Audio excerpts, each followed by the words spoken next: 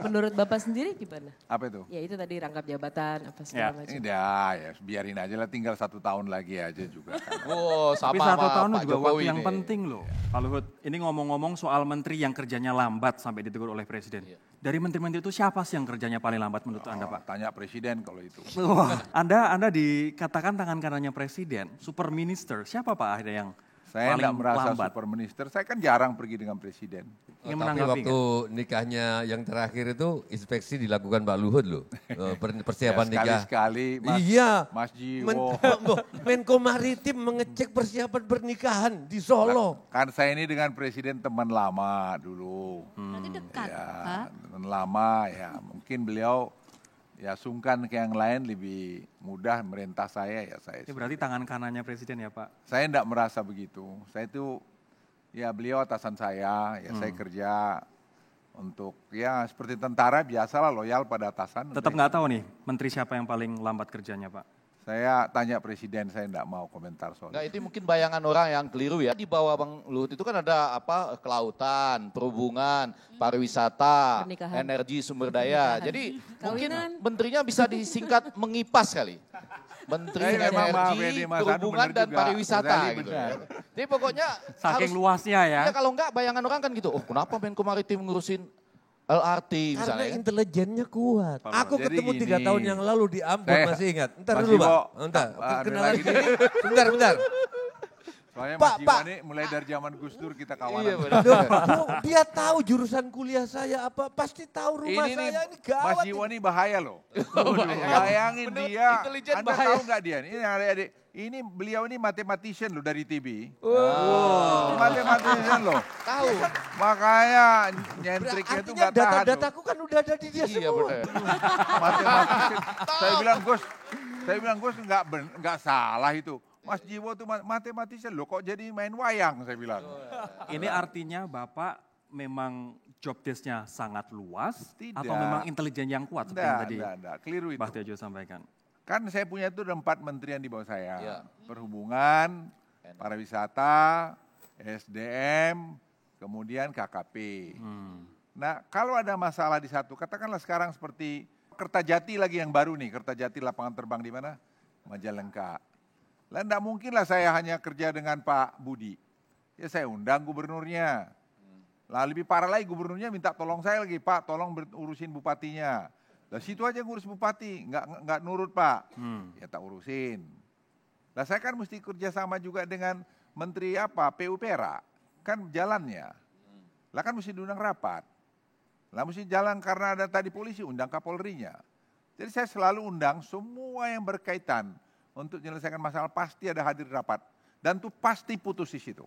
Ini berarti usulan Mas Effendi harusnya diakomodir ya? Mungkin tidak Mas ini. Cuma tadi yang komentarnya. soal bupati. Kalau Bapak sampai bisa ngurus bupati, intelijennya kali. Enggak, ini saya nanya Anda yang benar yang mana? Cuman gini Pak Effendi, saya kan sejarah takut berulang. Iya. Dulu LB Murdani itu kurang apa sama Pak Harto. Iya. Akhirnya muncul gerakan, salah satu dari gerakan Islam, akhirnya dibenisasi kan, dibenisasi. Nanti ada deluhutisasi enggak? Gitu. Wah. Ya saya jangan dibandingin Pak Beni lah, saya gini lah. Iya, tapi waktu itu Padahal sama gubernur. Pak Beni itu orang hebat lah, saya mungkin Dulu katanya golden boy-nya Pak Beni Pak. ya kata orang itu. Saya belajar dari beliau banyak, sangat. Ya, tapi kan hampir sama, Rory. Sekarang gerakan Islam muncul gini, dulu kan sama. Terus akhirnya Pak Beni tersingkir semuanya. Gitu loh. Nah aku takut sama tulang gitu loh. Terjadi pada apa-apa tulang. juga lah. Gimana Mas tulang Jiwo, kalau terjadi pada Kekhawatiran tulang? Mbak Jiwo gimana Pak? Ya kalau kita sudah tua juga kan nanti waktunya, kita harus tahu kapan waktu kita pergi. Oke, Yang membuat sakit hati dirimu kan dirimu sendiri. baik. Tapi ini kedekatan Pak Luhut dengan Pak Jokowi sempat disebut-sebut menghalangi komunikasi Pak Jokowi dengan partai koalisi. Nah sebenarnya hubungan Anda dengan Bu Mega khususnya, seperti apa Pak? Baik-baik dengan Bu Mega, baik. Saya hormat sama beliau, tidak ada masalah. Jadi nggak menghalangi komunikasi antara Pak Jokowi Untuk dengan apa saya koalisi? ngalangin komunikasi? PKB terasa kehalangan nggak? Oh, PKB. Ayo. Nggak kehalangan ya? Beneran nih? Enggak, pakai penjelasan. Sebentar, Pak Yeni sebentar, biar Jelasin PKB dulu. jawab Kalau dulu. yang ini silakan jawab Pak. Bukan Merasa dihalangi nggak nih Koalisi. komunikasinya? Hopeng ya. Pak Luhut Cincai tuh ya, Pak. hopeng kita lah. Tapi memang satu-satunya operasi militer Pak Luhut yang gagal adalah membuat Gus Dur nggak jadi ketua PBNU waktu itu.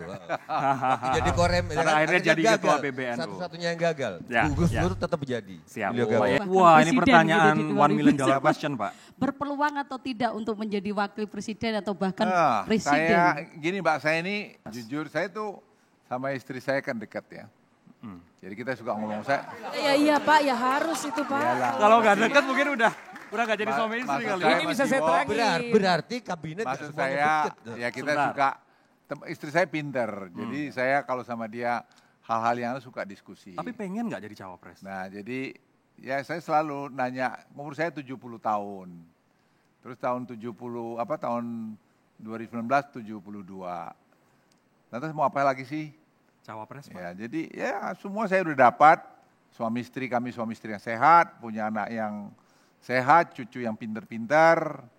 Kita hidup yang cukup sehat, Ini senang. tafsirnya gimana nih pernyataan Jadi, seperti ini? saya- Siapa yang bisa menafsirkan? Yang Coba bisa PKB mungkin Mau- bisa menafsirkan.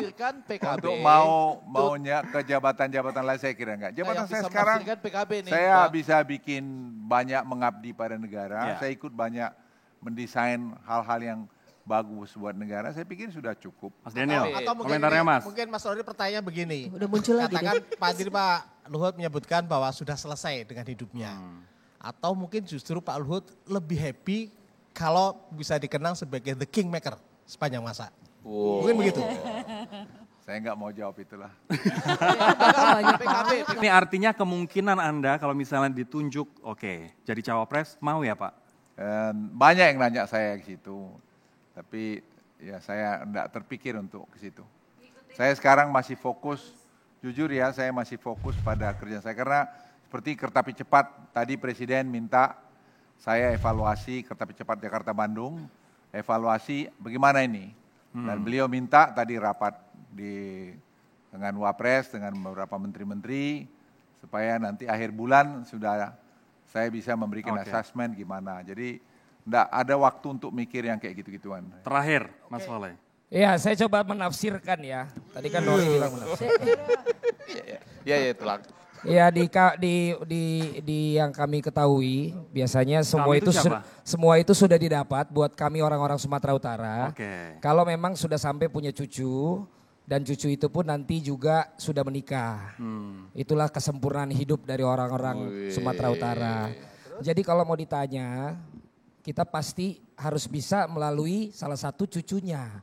Jadi kalau cucunya bilang, "Opung, cobalah jadi wakil presiden." Bisa, jadi bisa. Kami mau lihat Opung nanti jadi wakil presiden Jadi supaya bisa, kami jadi senang. bisa. Nggak mungkin Opung itu. Menolak. Pak Hopu atau cucunya udah bilang menolak itu nggak mungkin. Oh. Nah, Jadi harus lewat cucunya ya? dan for information, aku ini kan aktif juga di persekutuan di acara-acara Batak. Iya.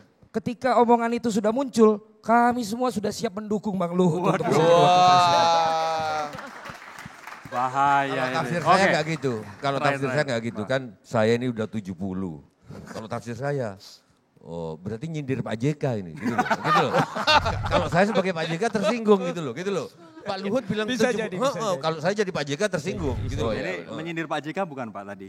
Iya. Ya enggak juga. Pak JK orang baik.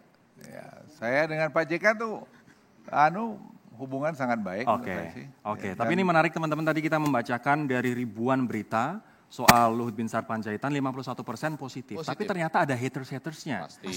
Khususnya di sosial media. Kita baca bersama-sama ya. Ada 3 haters yang mengomentari Pak Luhut.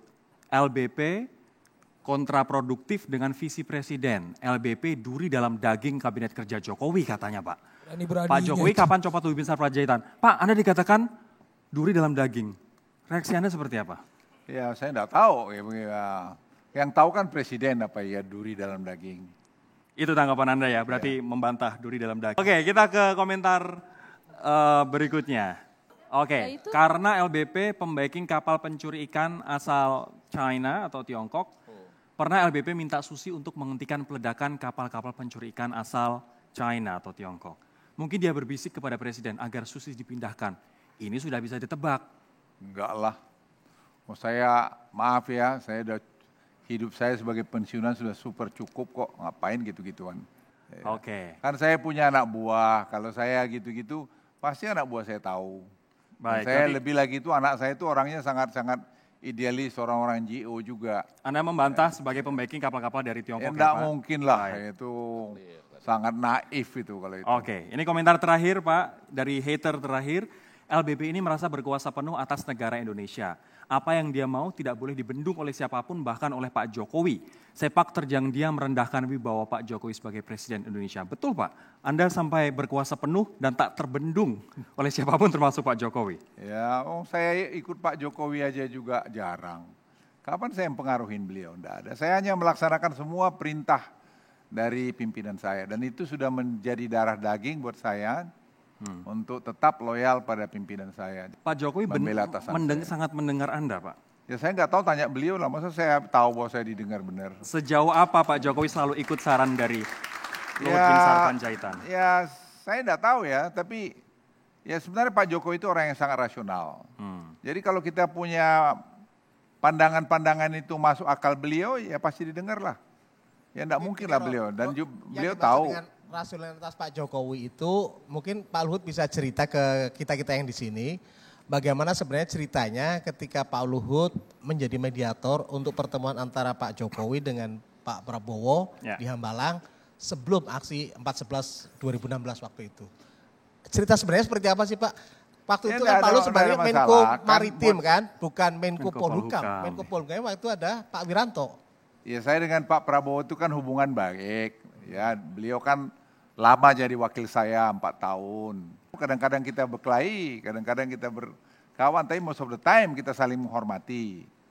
Jadi lebih gampang buat saya berkomunikasi dengan dia atau sebaliknya juga. Boleh beda pendapat kan tidak mesti musuhan. Apakah saya semua suka sama dia? Enggak lah. Baik, Pak Luhut. Begitu juga sebaliknya. Tapi sekarang saya ingin titip, pemimpin-pemimpin itu juga jangan terus mencemburui orang yang sedang jalan. Presiden Joko Widodo sekarang lagi bagus ini, semua orang yang saya pergi, maaf bukan karena saya anak buahnya, ngatakan beliau bagus. Saya di Davos, yang Davos lah yang terakhir. Anda dengar Presiden Trump punya pidato. 2 pidatonya itu poin yang mengatakan saya akan mengutamakan infrastruktur. Amerika itu. Yang kedua dia bilang saya akan memperbaiki birokrasi kami. Dan itu sudah dilakukan Presiden Joko Widodo sejak 3 tahun yang lalu. Lah kita kadang-kadang masih bilang ini jelek, ini begini. Dalam hati saya, kamu tuh udah bikin apa sih? Gitu. Oke, kita akan jeda terlebih dahulu Pak Luhut dan juga teman-teman. Nanti di segmen terakhir kita akan tanya, Pak Luhut ini pernah jadi Kepala Staf Presiden, Menko Polhukam, sekarang Menko Kemaritiman. Mana yang paling enjoy dan mana yang paling susah sebenarnya untuk diduduki? Kita akan kembali sesaat lagi, tetaplah bersama kami.